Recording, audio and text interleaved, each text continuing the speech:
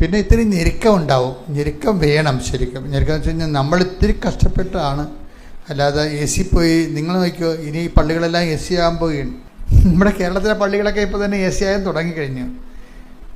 അങ്ങനെ വരുമ്പോൾ എന്താ പറഞ്ഞാൽ കുറച്ച് കഴിയുമ്പോൾ എ സി പള്ളിയിൽ ഇരിക്കാൻ ആളുണ്ടാകുന്നുള്ളത് വേറെ വിഷയമാണ്.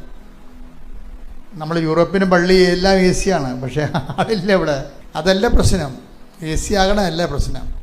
തണുപ്പിങ്ങനെ അനുഭവിക്കണമല്ല, ആത്മാവിൻ്റെ തണുപ്പ് അനുഭവിക്കണം. അതാണ് വിഷയം. ആത്മാവിൻ്റെ തണുപ്പ് അനുഭവിക്കണം. പള്ളി ചിലപ്പോൾ ഈ ഓലപ്പള്ളിയിലായാലും ഏറ്റവും കൂടുതൽ പീഡനം നടക്കുന്ന ആഫ്രിക്കയിലാണ്. ഏറ്റവും കൂടുതൽ മതപീഡനം നടക്കുന്ന ആഫ്രിക്കയിലാണ് ഏറ്റവും സഭ കുതിച്ചുയരണത്.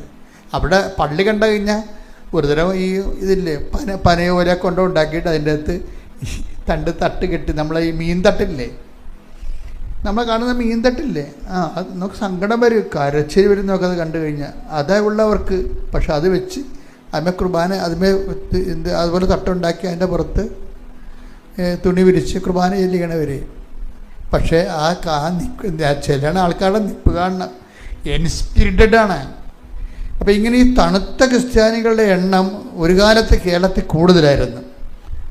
അതിനുശേഷമാണ് ദൈവം ഇതിനെ നവീകരിച്ച് ഇതിന് ആധ്യാത്മികതയുടെ പുതിയ തലങ്ങളിലേക്ക് വരുമ്പോഴാണ് കേരളം ഉടമ്പടിയിൽ എത്തിച്ചേരണത്. ഉടമ്പടിയിലേക്ക് എത്തിച്ചേരുകയാണ് ചെയ്യണത്. കാര്യം എന്താ വിഷയം എന്ന് വെച്ചാൽ, ദൈവത്തെ ആരന്വേഷിച്ചാലും ദൈവം സമീപസ്ഥനാണ്.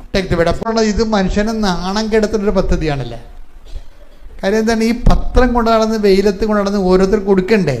ചിലർ ജന്മത്തിൽ സംഭവം ചെയ്യാൻ പറ്റത്തില്ല. കാര്യം വെച്ച് കഴിഞ്ഞാൽ എൻ്റെ വിഷയം വെച്ചാൽ, ഈശോ നാണം കെട്ട് തുണിയില്ലാതെ അവർ ഉരിഞ്ഞെടുത്ത് പങ്കിട്ടെടുത്ത് ഇവന് വ്രണമാക്കി കുരിശെ കയറ്റിയിട്ട് 10 മനുഷ്യർ അതിൻ്റെ പുറകെ നടന്ന് അതിൻ്റെ മുമ്പിൽ കൂടെ നടന്നതിനൊക്കെ ആക്ഷേപിച്ചില്ലേ. ഈ ആക്ഷേപം നമ്മൾ ഏറ്റെടുക്കുകയാണ്. ഞാനങ്ങനെ കുറേ ആക്ഷേപം ഏറ്റെടുത്തിട്ടുള്ളതാണ് കർത്താവിന് അറിഞ്ഞുകൊണ്ട് തന്നെ. അതിന് ഐക്യദാർഢ്യം എന്ന് പറയും. കർത്താവ് അനുഭവിച്ച ആക്ഷേപങ്ങളോട് നമ്മൾ ഐക്യദാർഢ്യം പുലർത്തുക. എൻ്റെ മക്കളെ, ഈ ലിറ്റർജി ആരാധനക്രമം എന്നൊക്കെ പറഞ്ഞാൽ ബേസിക്കായിട്ട് വാട്ട് ഇസ് ഇറ്റ്? അതൊരു ഐക്യദാർഢ്യമാണ്. ഐക്യദാർഢ്യം നമ്മൾ ചെയ്യുന്ന എല്ലാം ഒരു ഏറ്റെടുപ്പാണ്. കാര്യം എപ്പോഴും നമ്മൾ ഓർക്കണം, കർത്താവ് നമ്മളെ ഏറ്റെടുത്തവനാണ്. കർത്താവിനെ എനിക്ക് രക്ഷകനെന്നോ അല്ലെങ്കിൽ കർത്താവ് എന്നൊക്കെ വിളിക്കുന്നതിനേക്കാൾ ഈശോനെ എനിക്ക് വിളിക്കാൻ ഇഷ്ടം ഏറ്റെടുപ്പുകാരനെന്നാണ്. ഏറ്റെടുപ്പുകാരൻ എല്ലാം ഏറ്റെടുക്കും. അത് ബൈബിള് വരുന്നതിന് മുമ്പ് തന്നെ 700 വർഷം മുമ്പ് പറഞ്ഞിട്ടുണ്ട്, ഞാൻ എൻ്റെ മകനെ വിടുന്നുണ്ട് ഏറ്റെടുക്കാൻ വേണ്ടിയാണെന്ന്. നിൻ്റെ കണ്ണീർ ഏറ്റെടുക്കാൻ, നിൻ്റെ ഭാരങ്ങൾ ഏറ്റെടുക്കാൻ.